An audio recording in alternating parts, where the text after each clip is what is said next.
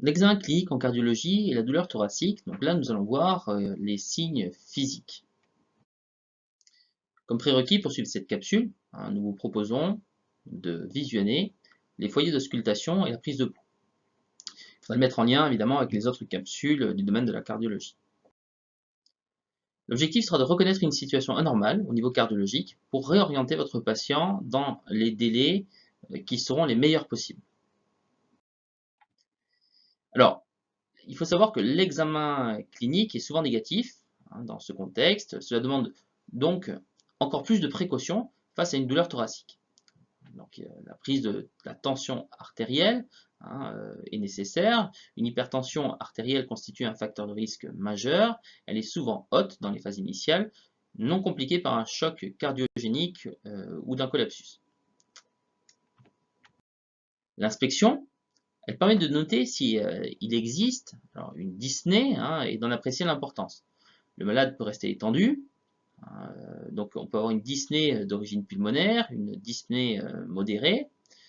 Le malade est obligé de s'asseoir, donc ça signifie qu'on a une orthopnée d'origine cardiaque en rapport avec la stase veineuse ou la douleur dans le cas d'une péricardite.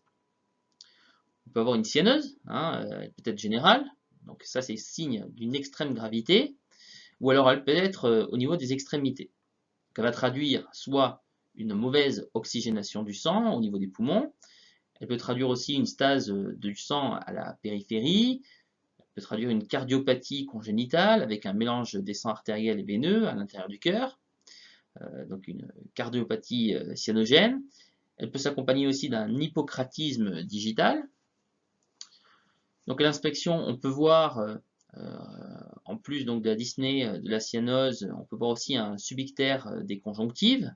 On peut voir aussi une stase qui sera droite, donnant donc des œdèmes des membres inférieurs, de l'acide, et mettant en place une circulation collatérale abdominale ou thoracique.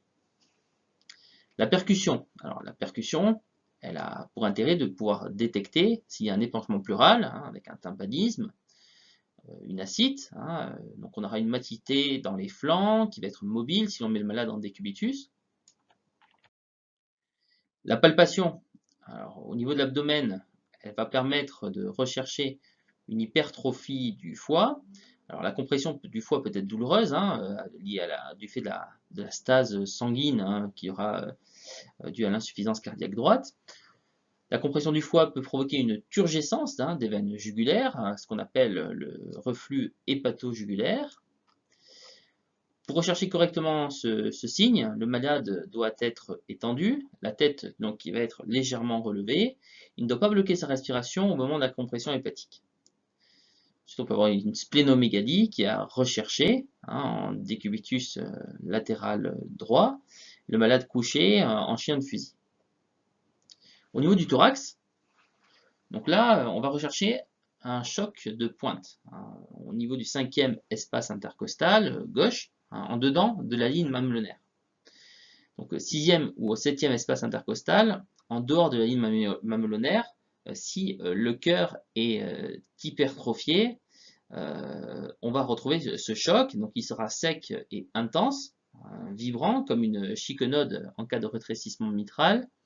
Il sera étalé, globuleux, comme une balle qui rebondit en cas d'insuffisance aortique. Alors, on va rechercher un frémissement, donc il sera perçu dans la paume de la main, le malade étant en apnée post-expiratoire.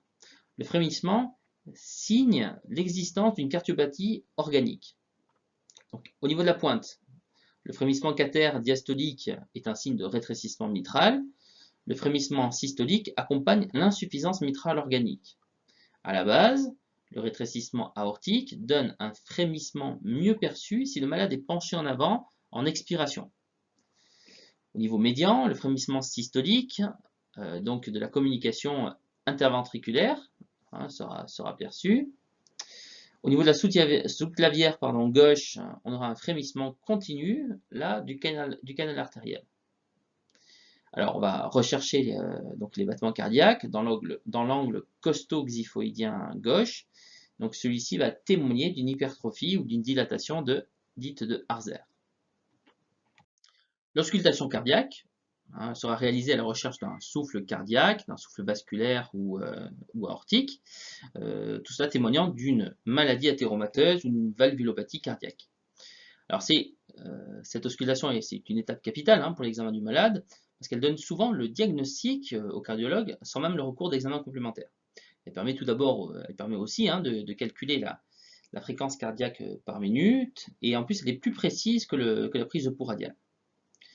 Conditions d'examen, donc il faudra un local qui sera silencieux, le malade se présentera torse nu, en décubitus, et l'auscultation se fera avec un stéthoscope bi-auriculaire. Donc cette auscultation bi-auriculaire va se faire en déplaçant le pavillon progressivement pour explorer toute l'aire précordiale. Il faudra prêter attention, une attention toute particulière aux différents foyers d'auscultation. On fera varier la pression du stéthoscope et on fera arrêter la respiration en expiration puis en inspiration. Le malade est ausculté en latérocubitus, mais aussi en position assise ou même en position debout. Il ne faudra pas omettre de rechercher les modifications après effort.